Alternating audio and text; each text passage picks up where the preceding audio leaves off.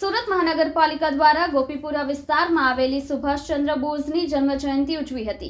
ત્યારે આચારસંહિતા હોવા છતાં શાસક પક્ષ નેતા મનપાની ગાડીમાં આવ્યા હતા। આજની તારીખના ઇતિહાસની વાત કરીએ તો આજે ભારતના મહાન સ્વતંત્ર સેનાની નેતાજી સુભાષચંદ્ર બોઝની જન્મજયંતિ છે અને તેમની યાદમાં દેશમાં 23મી જાન્યુઆરીને પરાક્રમ દિવસ તરીકે ઉજવાય છે।